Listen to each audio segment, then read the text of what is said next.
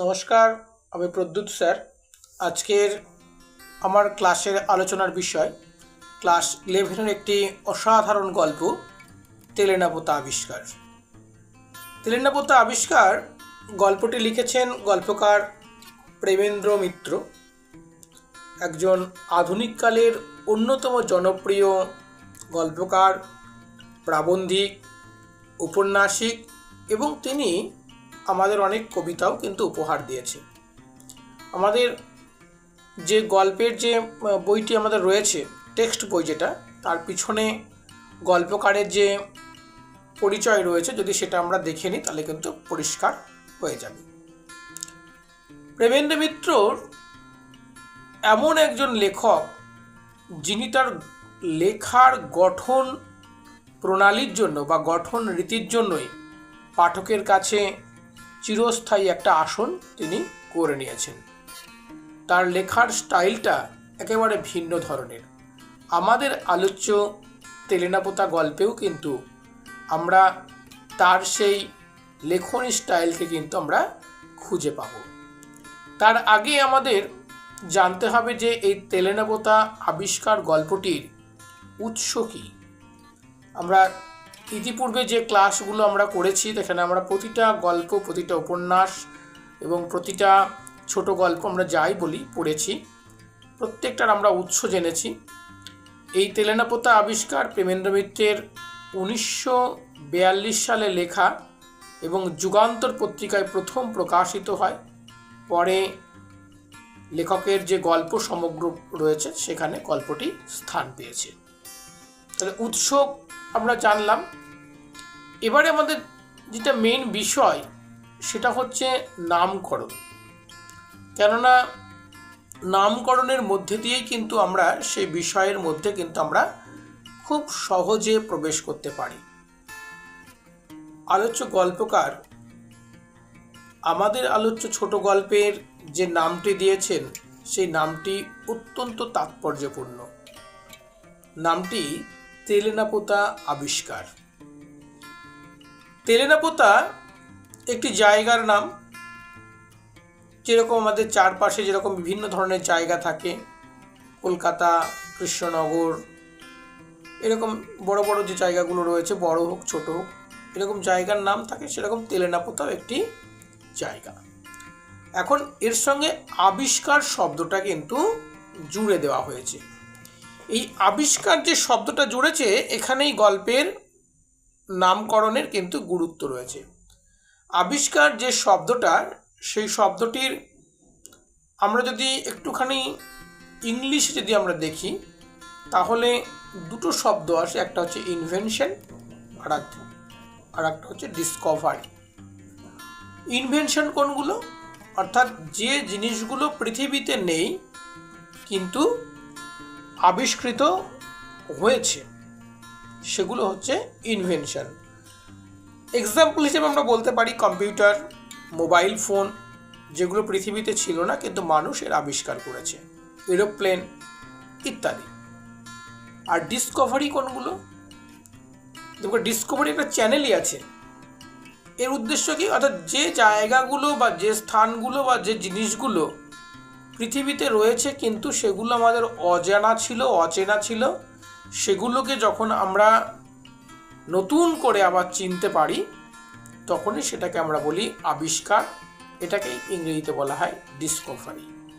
তাহলে আমাদের আলোচ্য গল্পকার, আমাদের আলোচ্য ছোট গল্প তেলেনাপোতাতে তিনি নেক্সট যে নামটি বললাম ডিসকভারি, সেই ডিসকভারি করেছেন, অর্থাৎ আবিষ্কার করেছেন। কেননা সেটা পৃথিবীর একটি জায়গা, সেটাকে তিনি আবিষ্কার করেছেন।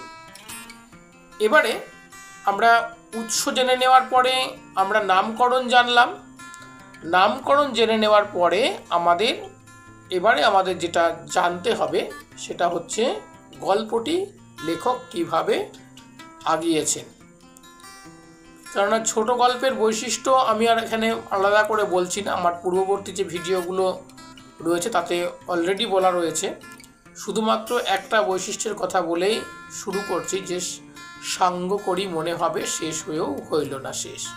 অর্থাৎ গল্প শেষ করার পরে মনে কিন্তু একটা বিরাট জিজ্ঞাসা থাকবে ছোট গল্পের ক্ষেত্রে, এখানেও তাই থাকবে, শেষে আমরা সেটা দেখতে পাবো। এবার গল্পটা আমরা যখন বইতে যখন পড়ছি, আমরা যদি ডিরেক্ট গল্পটাতে পড়ি, গল্পটা হবে নীরস, প্রাণহীন, এবং মনে হবে যেন কোথায় লেখক আমাদের প্রবেশ করিয়ে দিচ্ছে, কোনো মাথা মুন্ডু নেই, এরকম একটা ব্যাপার। কিন্তু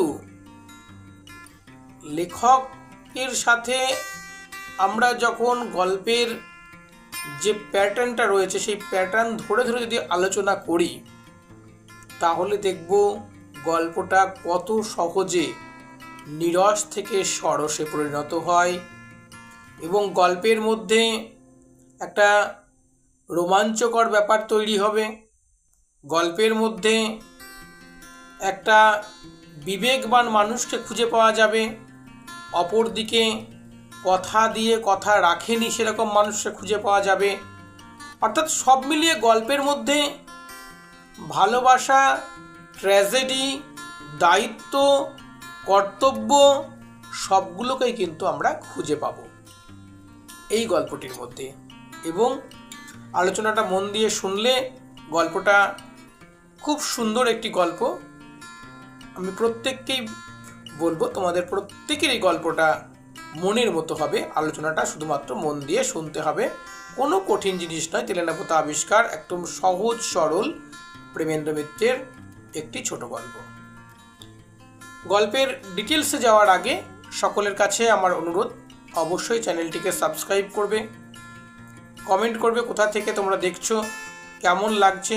যদি কোনো কোশ্চেনের এবং আনসারের প্রয়োজন হয় অবশ্যই কমেন্টে আমাকে বলবে, আমি নিশ্চয়ই তার উত্তর দেওয়ার বা সহযোগিতা করার চেষ্টা করব।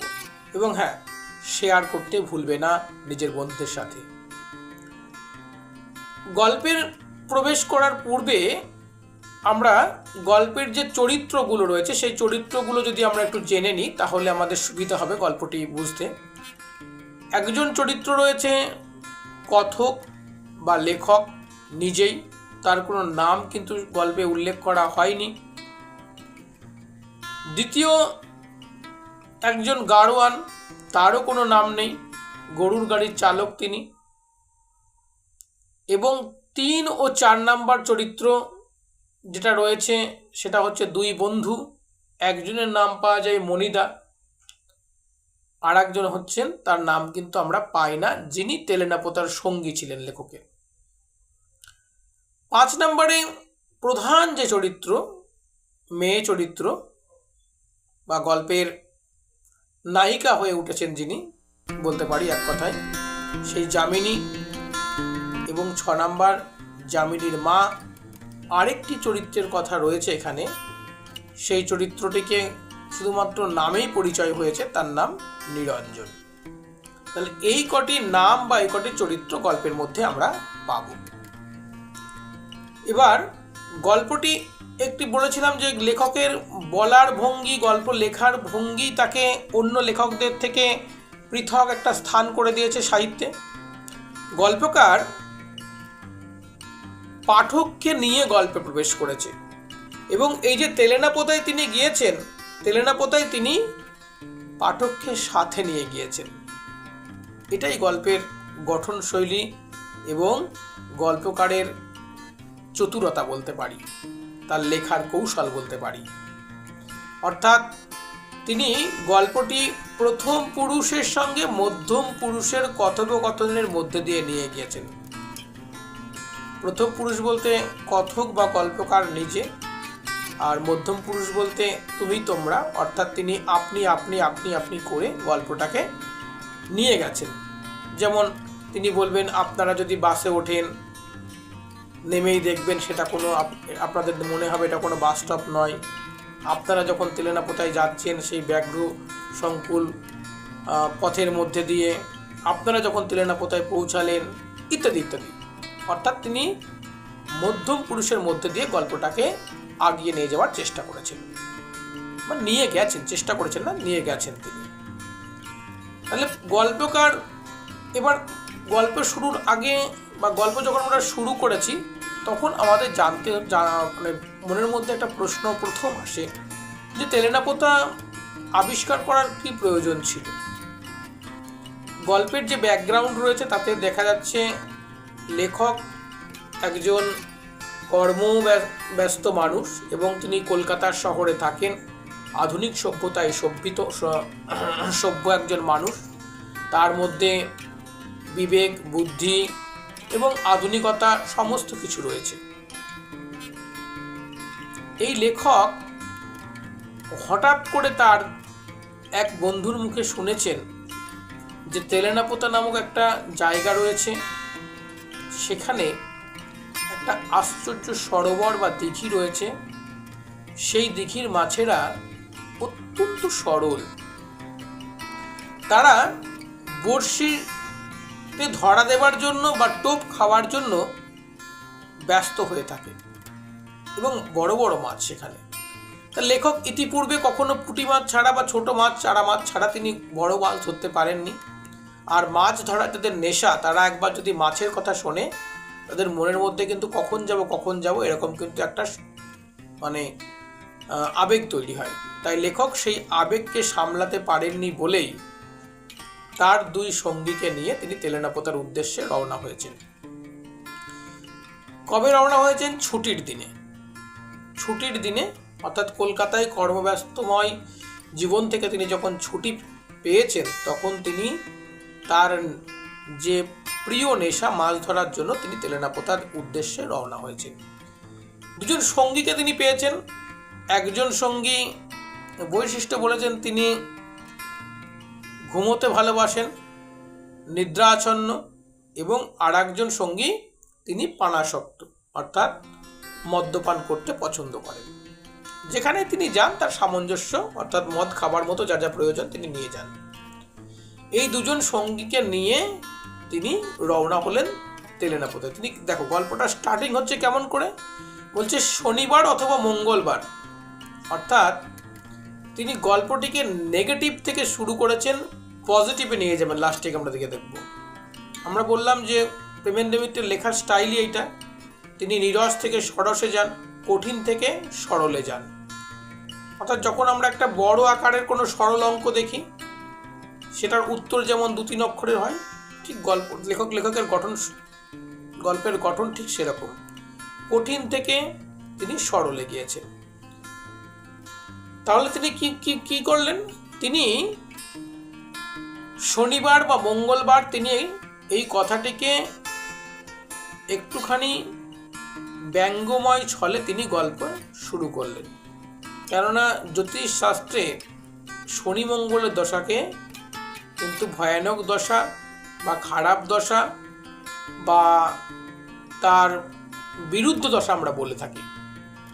তাই এখানেও গল্পটা যদি তিনি বলতে চাইছেন যদি জীবনের খুব খারাপ দশা না হয় তাহলে তেলেনাপোতা আবিষ্কার করতে কেউ যাবে না, এরকম একটা ব্যাপার তিনি বলছেন। তবুও তার হয়তো এরকম দশা ছিল, তাই দুই বন্ধুর সঙ্গে তিনি তেলেনাপোতার উদ্দেশ্যে রওনা হলেন। যখন বাসে উঠেছেন মনে হচ্ছে যেন একটা বাক্সের মধ্যে বন্দী হয়েছেন, এত ভিড়।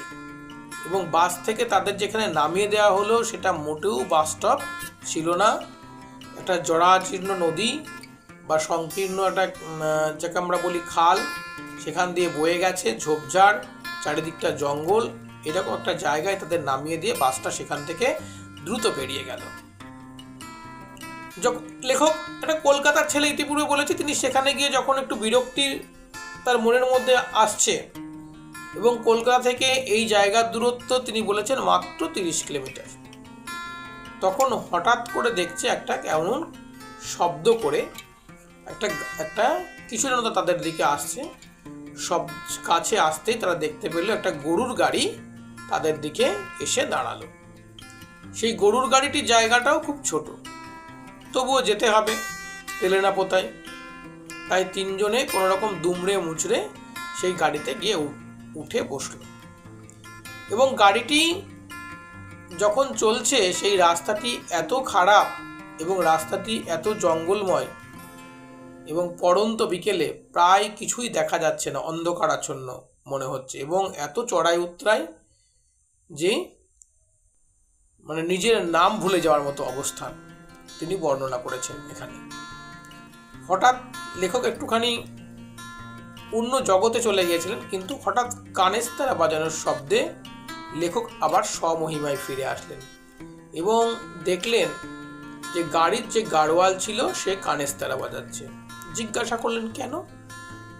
গাড়োয়াল বলল যে এই অঞ্চলে একটু বাঘের উপদ্রব রয়েছে, আর এখন যেহেতু অন্ধকার হয়ে গেছে, মাঝে মধ্যে তারা এখানে হানা দিয়ে মানুষকেও খেয়ে ফেলে, তাই তাদের হাত থেকে রেহাই পাওয়ার জন্য কানেস্তারা বাজিয়ে তাদেরকে দূরে সরিয়ে দেওয়া হয়।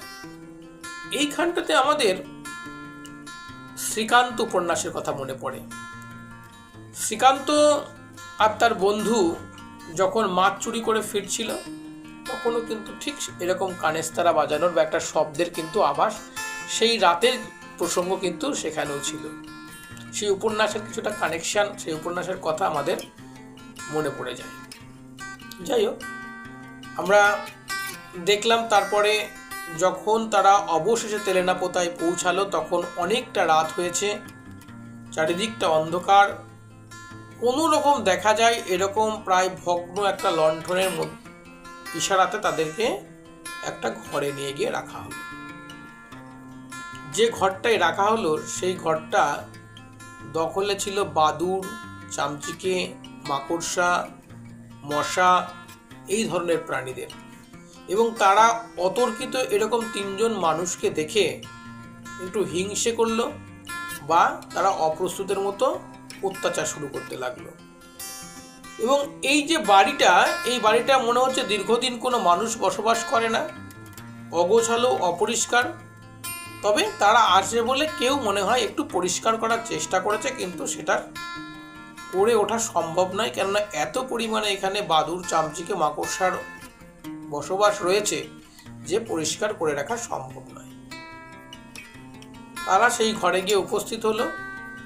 তখন তার যে একজন সাথী ছিল সে নিদ্রা আসক্ত, সে সঙ্গে সঙ্গে বিছানা করেই সেখানে নিদ্রায় চলে গেল।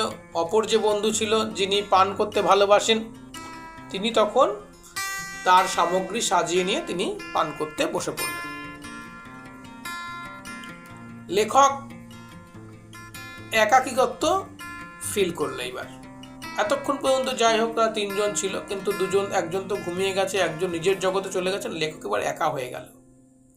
এই একাকিত্ব থেকেই লেখকের মনে এইবার তেলেনাপোতা আবিষ্কারের প্রসঙ্গটা বা আবিষ্কারের চিন্তাটা তার মাথার মধ্যে আসলো। তিনি একটা ঘরের পাশ দিয়ে যে ভগ্ন সিঁড়ি উঠে গেছে লণ্ঠন হাতে, সেখান দিয়ে আস্তে আস্তে উঠে তিনি দেখলেন যে ছাদগুলো প্রায় ভেঙে গেছে, পাঁচিলগুলোতে বড় বড় গাছ জন্মেছে এবং এর শিকড় যে কত দূর পর্যন্ত গেছে কল্পনা করা যাবে না, কল্পনাহীন। কিন্তু দূরে কোনো একটা বাড়ি যেন দেখা যাচ্ছে। সেই বাড়িতে একটা ক্ষীণ আলো, মনে হচ্ছে যেন ছায়ার মতো কোনো একটা কিছু।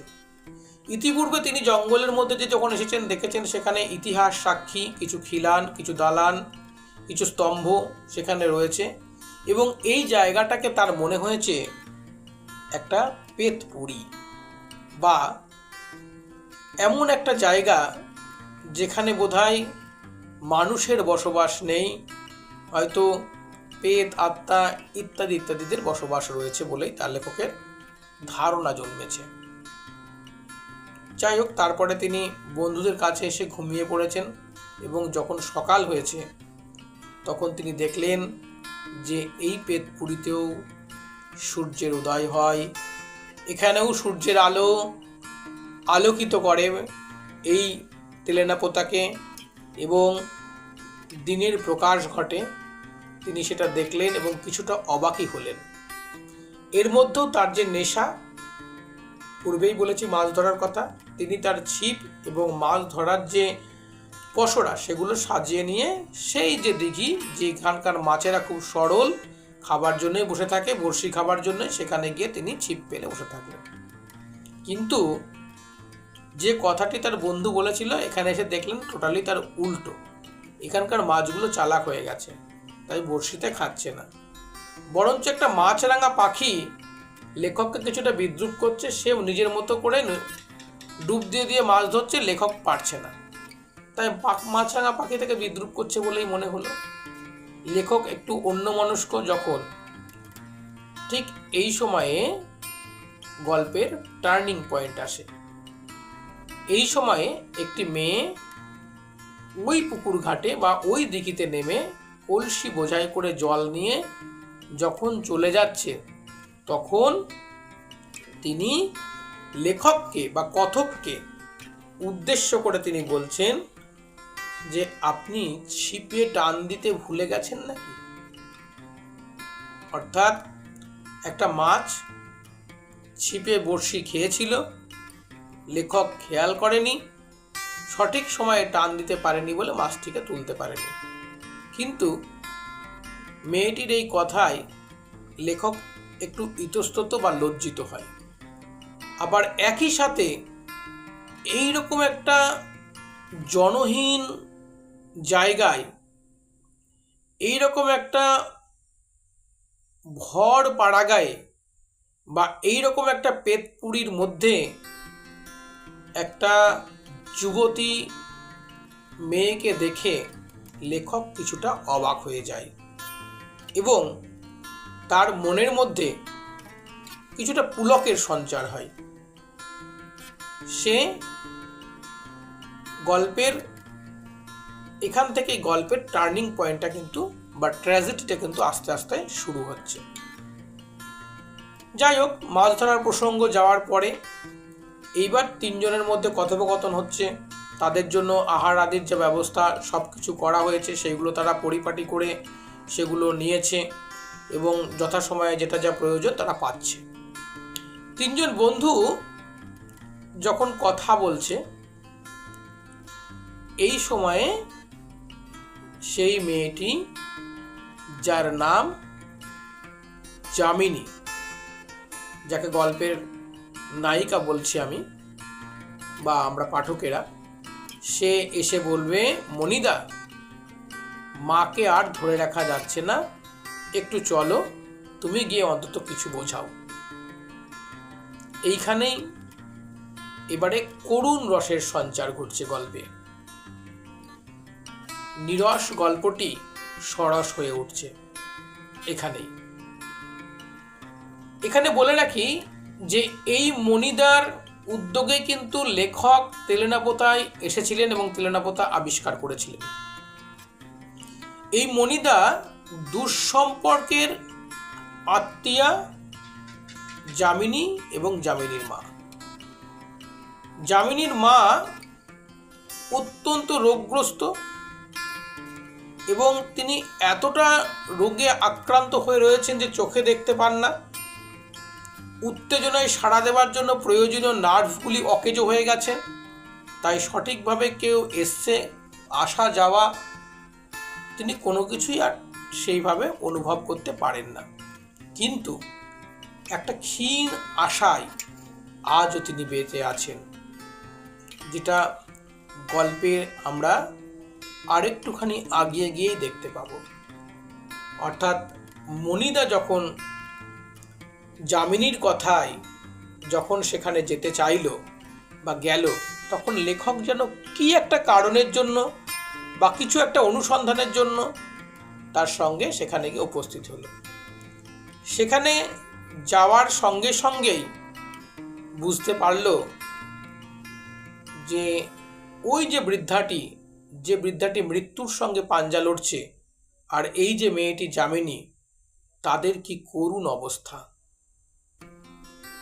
মেয়েটির সহজ সরল সাধারণ গ্রাম বাংলার মেয়ে, যে প্রতিনিয়ত নিজের মায়ের সেবা যত্ন করে চলেছে এবং নিজেদের খাবার জোগাড় করার জন্য প্রতিনিয়ত লড়াই করে চলেছে, এরকম একটা মেয়ে। এবং তার মা এতটাই রোগগ্রস্ত যে ঠিকঠাক মতো উঠতে বসতেও পারছে না।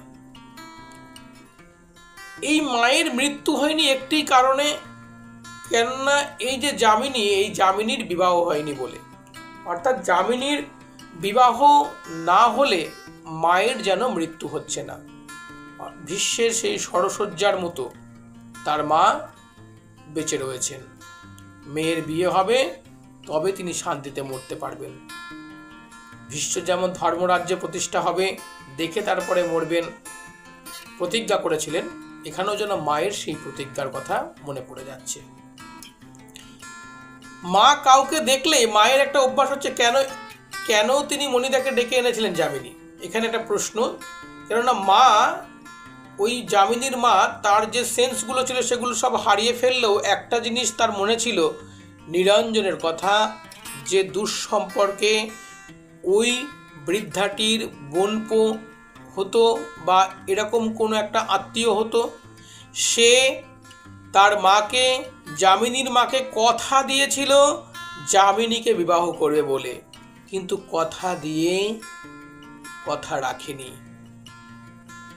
এখান থেকে সে ফিরে গেছে, যামিনীকে ভুলে গেছে, যামিনীর মাকে ভুলে গেছে, নিজে অন্য কোথাও বিয়ে করে সুখে শান্তিতে সংসার করছে।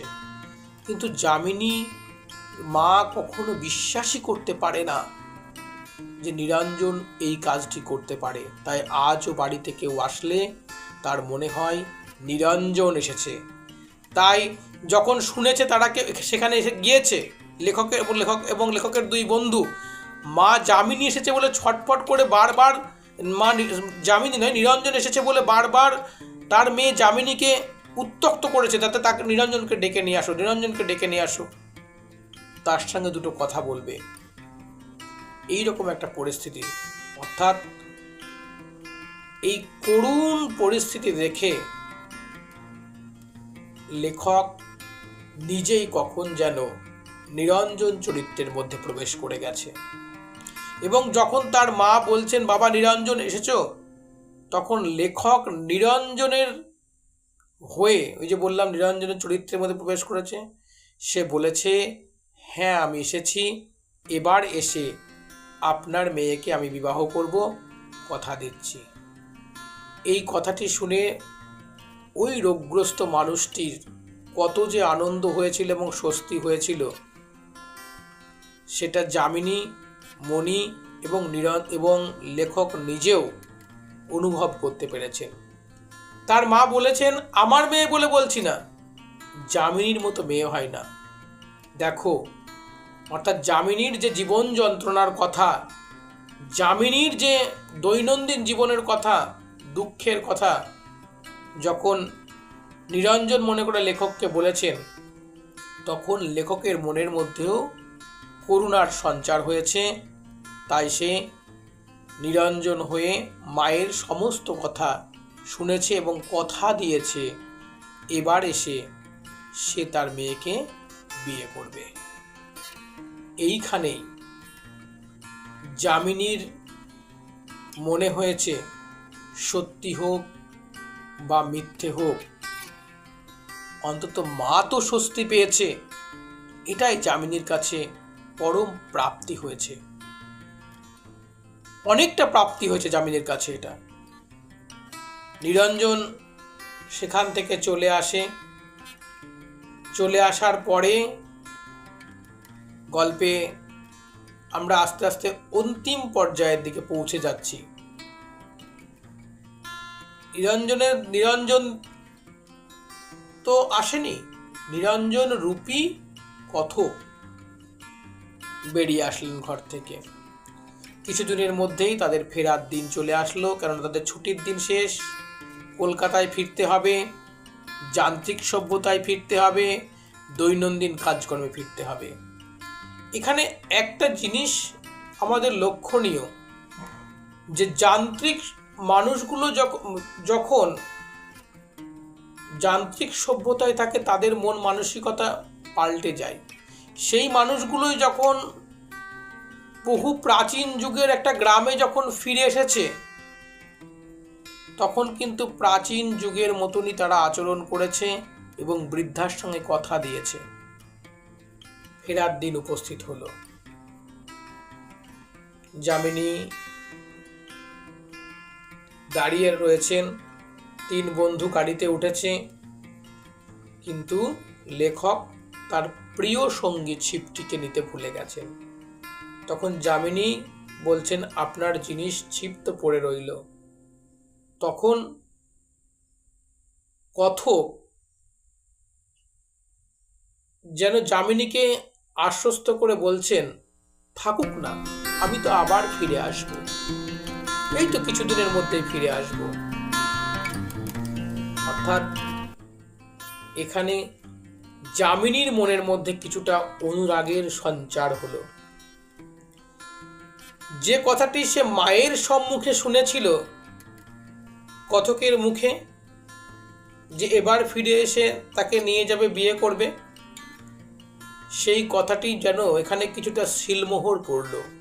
যামিনীর মনে অনুরাগের সঞ্চার হলো, তার মনে নতুন করে আশা বাঁধল যে এবার হয়তো কথক ফিরে এসে সত্যি সত্যি তার মতো অভাগাকে এই যমপুরী থেকে, এই মৃত্যুপুরী থেকে উদ্ধার করে নিয়ে যাবে। ফিরে এলো কলকাতায়।